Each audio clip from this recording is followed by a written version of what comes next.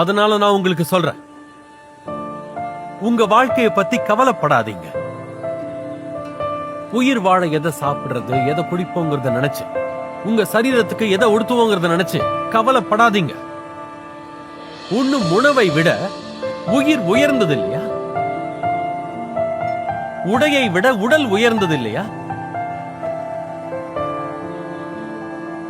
வானத்து பறவைகளை கவனிச்சு பாருங்க. அதுங்க விதைக்கிறதும் இல்ல, அறுக்கிறதும் இல்ல, களஞ்சியத்தில் சேர்த்து வைக்கிறதும் இல்ல. ஆனாலும் உங்க பரம பிதா அவைகளை போஷிக்கிறாரு. அவைகளை விட நீங்க மேலானவர்கள் இல்லையா? கவலைப்படுறதால உங்கள யார் அவன் தன் சரீர அளவோடு ஒரு முழத்தை கூட்ட முடியும்? அதனால கவலைப்படாம இருங்க. எதை சாப்பிட போறோம், எதை குடிக்க போறோம், எதை உடுத்துவோம்னு.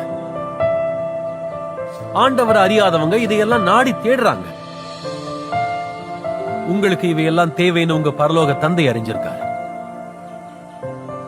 அதனால எல்லாத்துக்கும் மேல தேவனுடைய ராஜ்யத்தையும் அவரோட நீதியையும் தேடுங்க. அப்போ இது எல்லாமே உங்களுக்கு சேர்த்து கொடுக்கப்படும்.